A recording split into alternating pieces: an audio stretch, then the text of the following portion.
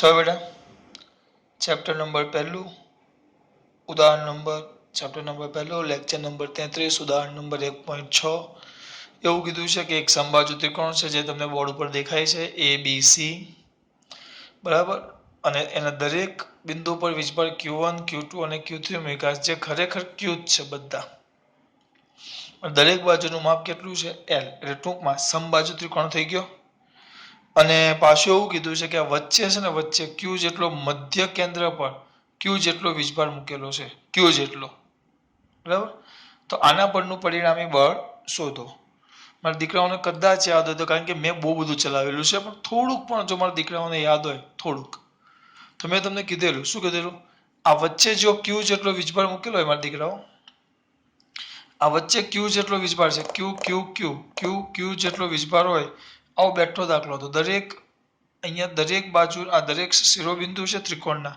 ત્યાં m દળનો પદાર્થ મૂકેલો અને વચ્ચે કેપિટલ M દળનો પદાર્થ મૂકેલો તો પરિણામી બળ કેટલું હતું 0 યાદ આવે ગુરુત્વાકર્ષણ બળની વાત હતી ત્યારે ગુરુત્વાકર્ષણ બળ 0 હતું કદાચ યાદ હોય તો ગુરુત્વાકર્ષણ બળ 0 હતું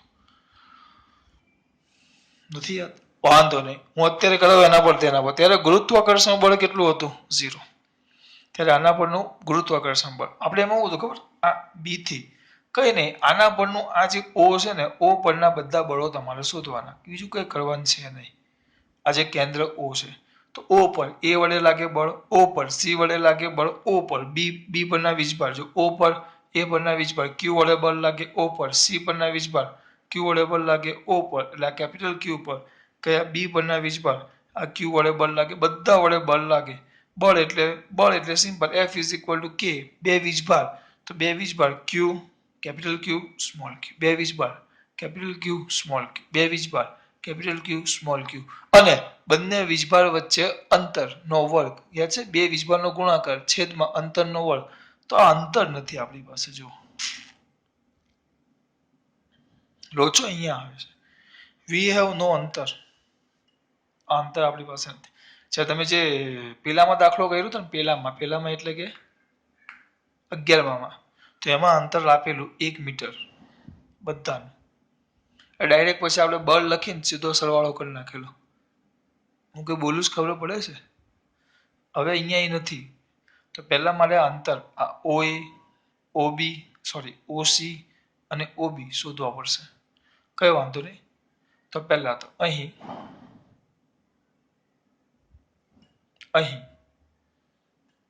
ત્રિકોણ અહીં કોણ AB બરાબર BC બરાબર CA બરાબર L હોવાથી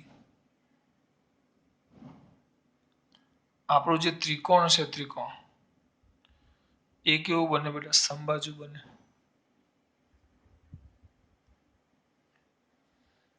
એને કારણે ત્રિકોણ કેવું બનશે બેટા સમબાજુ એને કારણે ત્રિકોણ કેવું બનશે સમબાજુ પહેલો એને કારણે ત્રિકોણ કેવું બને બેટા સમબાજુ હવે બિંદુ આ બિંદુ છે એ માંથી સીધો આમ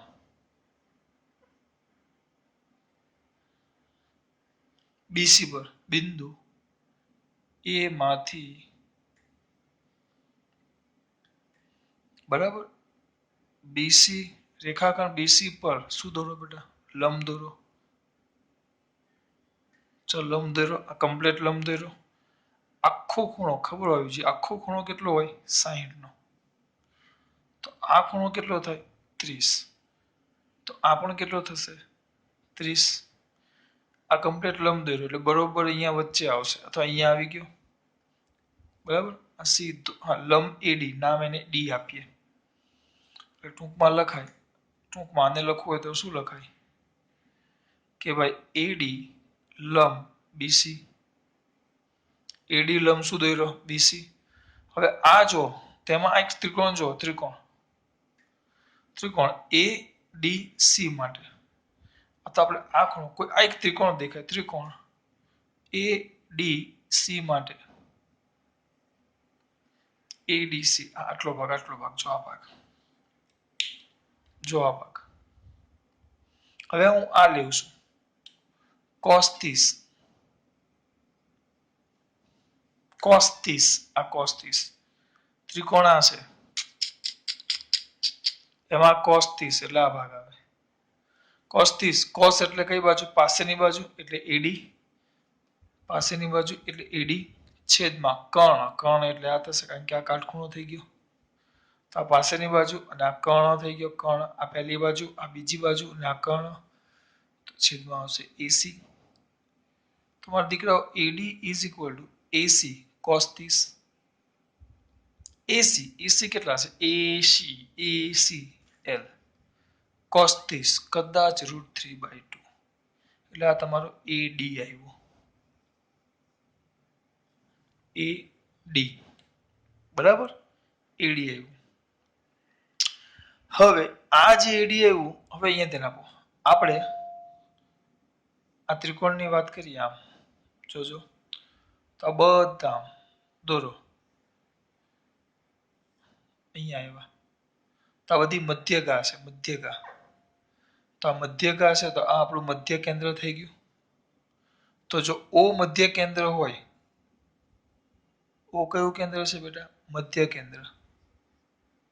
કેન્દ્ર હોય તો આપણે AD છે સોરી હા આ AD અને આ વચ્ચે O છે આ થોડો O છે બરાબર તો આટલો આખો ભાગ AD તો મધ્ય કેન્દ્ર હોય ને O મધ્ય કેન્દ્ર તો આ જે AD છે આ તમારે આગળ આવી ગયું છે 10મામાં બરાબર દર વખતે હું જ્યારે ભણાવું 12મું ત્યારે જૂના છોકરા મને આ લખાવે છે કદાચ શ્યોર તમને આવડતું હશે બરાબર તો આ જે મધ્યગા થઈ આપણી બરાબર તો આની વાત કરો આ મધ્ય કેન્દ્ર છે આની વાત કરીએ આપણે તો AD છે તો એમાં આ OA છે ને એ આખાનો બીજો ભાગ હોય 3 ભાગ પાડો તો આ 2 ભાગ આના હોય AD ના 3 ભાગ પાડો તો 2 ભાગ આનો હોય ને 1 ભાગ આનો હોય OD નો આપણે તો કયું શોધવાનું છે A અને O વચ્ચેનું O મધ્ય કેન્દ્ર હોય તો AD છે AD સોરી AD નહીં સોરી OA તો જે OA છે તો OA એ આપણું જે AD આખું આવે આખું AD નથી પણ AD ના 3 ભાગમાંથી 2 ભાગ એના હોય તો AD આપણે શોધેલા છે L ગુણ્યા √3/2 ગુણ્યા 2/3 2 ગયા 3 એટલે √3 ઉપર √3 જાય તો નીચે √3 વધ્યું એટલે આ 2 ગયા આ √3 આ 3 તો 3 એટલે √3 આ √3 ઉપર √3 એક √3 નીચેનો એક √3 ગયો તો નીચે એક √3 વધ્યો ટૂંકમાં L/√3 કોણ આવ્યું OA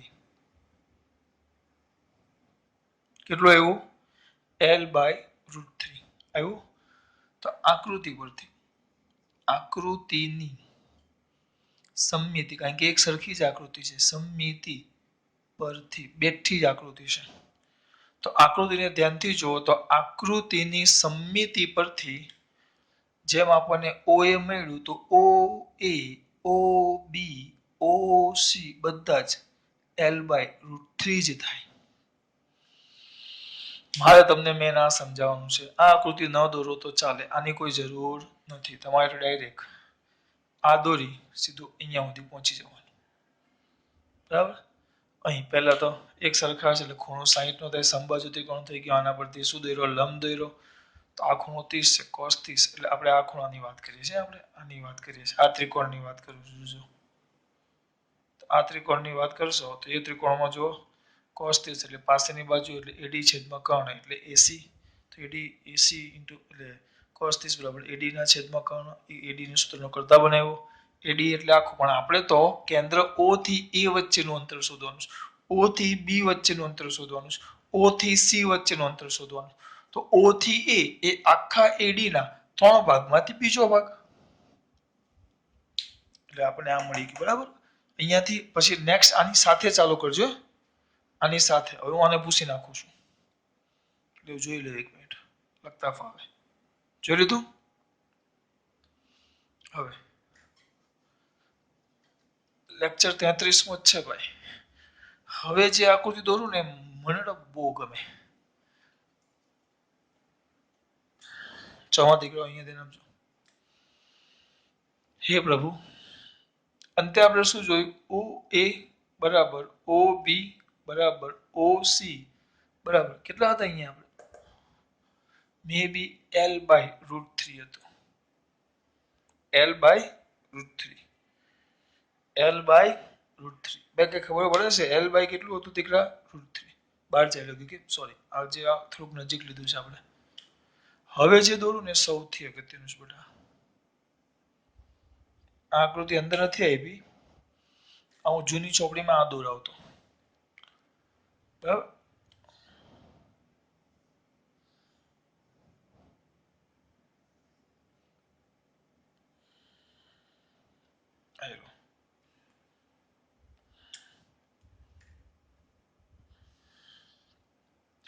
એક જ મિનિટ ખાલી જોઈ લઈએ. એ ઉપર છે, આ એ, આ Q1 બરાબર Q, આ બી, Q2 બરાબર Q, અને આ સી,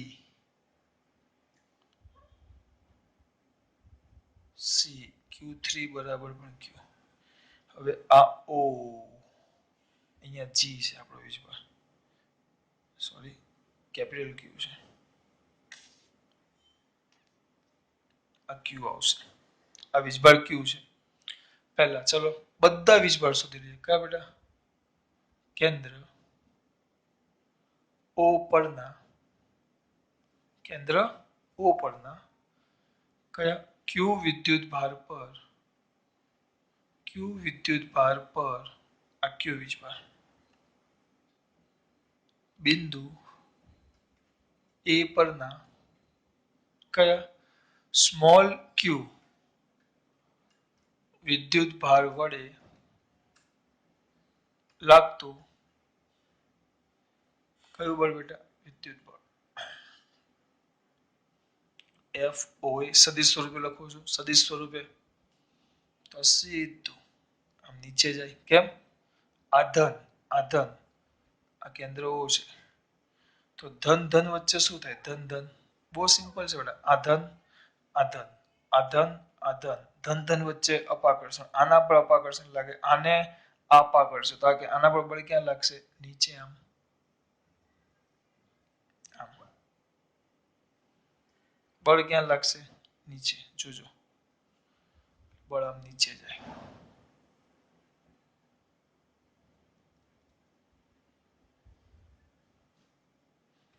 આખું ને ખાલી નીચેનો ભાગ જ દોરું છે એટલે આ આપણું થઈ ગયું એફ ઓ જે નીચે તરફ છે. તો જો પહેલા હું અહીંયા જોજો, અત્યાર સુધી આપણે દર વખતે મૂલ્ય લેતા અને છેલ્લે દિશા દર્શાવતા, આ વખતે સદિશ સ્વરૂપે લખું છું. તો આ સદિશ, તો પહેલા મૂલ્ય, તો મૂલ્યમાં શું આવશે? કે બે વીજભારો કે જેના વચ્ચે બળ લાગે, તો એક કેપિટલ Q છે, બીજો સ્મોલ Q છે, છેદમાં બંને વચ્ચેનું અંતર, બંને વચ્ચેનું અંતર ઓ એ, એ તો કેટલું છે? L by √3. તો અહીંયા આવશે ઓ એ સ્ક્વેર. બરાબર, એમ જ રાખો ઓ એ સ્ક્વેર. પછી છેલ્લે કિંમત મૂકશું. આ તો મૂલ્ય થઈ ગયું કે Q1 Q2 બે વીજભાર લઈ લીધા, બંને વચ્ચેનું અંતર, અને સાથે સાથે શું લેવું પડે? બંને વચ્ચેનું અંતર લીધું, સાથે સાથે કે QQ બાય R સ્ક્વેર. દિશા, દિશા, દિશા એકમ સદિશ ક્યાં જાય છે? ક્યાં જાય છે? ક્યાં જાય છે? નીચે. તો નીચે, તો નીચે જાય તેને હું જે કેરેટ કહી દઉં, પણ કેવું? માઇનસ. આને કહેવાશે સમીકરણ નંબર 1. આપેલું એ જ રીતે કેન્દ્ર ઓ પરના Q વિદ્યુત ભાર પર બિંદુ બી પરના Q વિદ્યુત ભાર વડે લાગતું વિદ્યુત બળ. એટલું લખી નાખજો, થોડોક ટાઈમ બચે, વિડીયો નાનો થાય. તો આપણે એને કહેશું વેક્ટર એફ ઓ બી. આ ધન, આ ધન, ધન ધન, ધન ધન વચ્ચે શું થાય? અપાકર્ષણ, આના પર અપાકર્ષણ એટલે આમ જાય, આમ જશે, આમ જાય. બુદ્ધિ ચલાવો. હે બાપુ બુદ્ધિ બુદ્ધિ બુદ્ધિ થોડીક ચલાવો રે. આમ જાય, થઈ ગયો એફ ઓ બી. હવે આને ધ્યાનથી જુઓ તો આની દિશા નક્કી કરવાની. જો અહીંયા x અક્ષ લઈ લે બેટા, અહીંયા ધારો કે આ x અક્ષ અહીંયા છે અને આ y અક્ષ છે. સીધું વિચાર અહીંયા જે આમ અક્ષરનું ઉગમ, આ બધું જૂની ચોપડીમાં તો આમાં કઈ એવું આપ્યું જ નથી. આ લોજિક ક્લિયર કરવા એ જ મગજમારી છે, નકર તો સમજવું ને તો બહુ ઈઝી છે. સોરી કમ્પ્લીટ આ બાજુ ગયું, આમ ગયું. આખો કેટલો છે? આખો ખૂણો 60 નો હતો, બરાબર બેટા? તો આપણે ભણી ગયા કમ્પ્લીટ બરોબર વચ્ચે બળ લાગે તો આ ખૂણો કેટલો થાય? 30. હવે જો આ 30 થાય તો આ 30 થાય. તમારા દીકરા તરત આમ જો એના બે ઘટક પડે આમ. જો આ f હોય અને આ ખૂણો થીટા હોય તો એના બે ઘટક પડે, f cos theta, f sin theta. યાદ છે મારા દીકરાઓને? આ થીટા હોય તો f OB એ x અક્ષ છે. આ x axis, this is the x axis and that is the y axis. The angle with the x axis is 30. You can understand what I am saying? 30 નો ખૂણો બનાવે છે એમ. તો આપણે પહેલા મૂલ્ય એટલે k, બે વીજભાર. તો એક કયું છે? કેપિટલ Q, એક સ્મોલ q. બે વીજભારનો ગુણાકાર છેદમાં બંને વચ્ચેનું અંતર, તો OB સ્ક્વેર. પણ આ તો મૂલ્ય થયું. હવે દિશા, તો દિશા આમ છે, જો આ બાજુ 2 માં છે, નથી x માં કે નથી y માં. જો y માં હોય તો j કરેક્ટ લખીએ, x માં હોય તો i કરેક્ટ લખીએ. તો આપણે આવું દાખલા કર્યા ત્યારે મેં લખાવેલું. 30 નો ખૂણો છે ને તો બે ઘટક આવે, cos 30 i કેરેટ અને sin 30 j કેરેટ. યાદ હોય તમારા દીકરાઓને. પણ કયા ચરણમાં છે? પહેલા. તો બંને કેવા થઈ જાય? પ્લસ. યાદ છે? આવું ચલાવેલું. cos 30 i કેરેટ અને cos 30 j કેરેટ બંને કેવા? પ્લસ. સર મૂલ્ય આવ્યું આગળ લખી નાખ્યું. આપણે કદાચ મારા દીકરાઓને યાદ હોય તો આપણે આમ લખતા જો બેટા. આને ઘટક સ્વરૂપે લખવું હોય, હવે જગ્યા પાછી લોચો પડ્યો. યાર સમજાવવામાં જ ટાઈમ ચાલુ જઈશ મારો. આ ગમતું નથી હવે મને. વેક્ટર a બરાબર આપણે આમ લખતા ax i કેરેટ. યાદ છે મારા દીકરાઓને? વિપુલ તુવો હેરાન થઈશ, આટલું બધું નહીં સમજાવવાનું, આટલું બધું સમજાવવાથી રે છોકરાઓને અઘરું લાગે છે. આ તો યાદ છે છેલ્લા બે ઘટક એના, એક cos થીટા અને sin થીટા. યાદ આવ્યું મારા દીકરાઓને?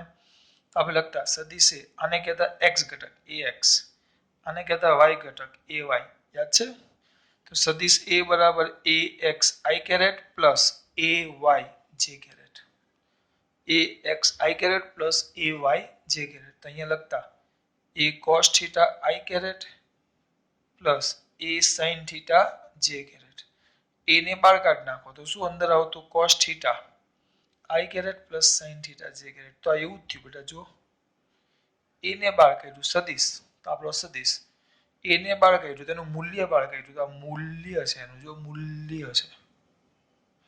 પછી cos થીટા, તો થીટો 30 છે તો cos 30. પછી છે ને i કેરેટ છે તો પછી મેં આ i કેરેટ લખ્યો. પછી sin છે તો sin, 30 છે તો 30 અને પછી લખ્યો j કેરેટ. પહેલા તરણમાં હોય ને એટલે આપણે મૂલ્ય લખી આ લખી નાખવાનું, sin theta i caret, sorry cos theta i caret ને sin થીટા j કેરેટ.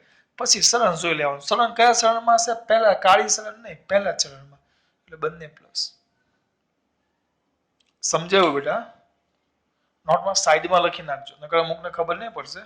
હા, નકર તજજ્ઞ તો ગોખી જ નાખશે. આવું બધું યાદ ન રહેશે. તમારા જેવા મંદ બુદ્ધિને યાદ ન રહે. અમે તો બધા તજજ્ઞ. આ બીજું વેચિત કેન્દ્ર વ્યવસ્થિત લખજો બેટા.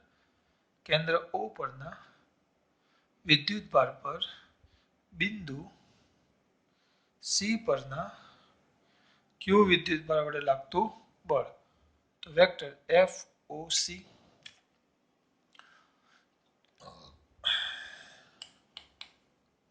તો એ સીધું આમ આવશે. જો આમ કેમ? ધન તો ધન વચ્ચે શું થાય? અપાકર્ષણ. આના પર અપાકર્ષણ. ભાઈ તને અપાકર્ષે જ પેલું, તો તું ક્યાં જવાનું? દૂર. એમ યાર, હું યાર તમે. અચ્છા કશે જવું નથી આપણે. અહીંયા ધ્યાન આપો. હવે તમારે વિડીયો મોટા જ આવશે ને વધુ આવશે, હજી આના કરતા વધશે. आ 30 से, ये 30 होने से ये भी 30 होगा, આપણું બળ કયું થઈ ગયું FOC 30 નો ખૂણો થયો તો પહેલા બળનું મૂલ્ય કે 2 વીજબળ Q small q by r square r એટલે OC ને હા OC સ્ક્વેર આવી ગયું મૂલ્ય પછી દિશામાં ખૂણો કેટલો બને અહીંયા 30 નો તો ટેન્શન વગર લખી નાખવાનું cos 30 i કેરેટ અને sin 30 sin 30 નહીં sin 30 j કેરેટ ચલણ જો કયા ચરણમાં છે આ બીજા ચરણમાં આ પહેલું ચરણ બીજું ચરણ અહીંયા લખો તો અહીંયા માઈનસ i કેરેટ આવે અને અહીંયા j કેરેટ આવે જો અહીંયા i કેરેટ આવે તો અહીંયા i કેરેટ કેવો આવ્યો ઋણ x અક્ષ આવી એટલે અહીંયા આવશે માઈનસ અને અહીંયા આવશે પ્લસ દીકરાઓ ખબર પડે આ થઈ ગયા તમારા 3 બળો એટલે સદિશ સ્વરૂપે આમ આવે અત્યાર સુધી આપણે મૂલ્ય જ ગણતા આ સદિશ સ્વરૂપે પણ આપણે તો O બળનું કયું બળ શોધવાનું છે પરિણામી આપણે તો કોના બળનું બેટા O બળનું કયું બળ શોધવાનું છે પરિણામી O પરનું પરિણામી બળ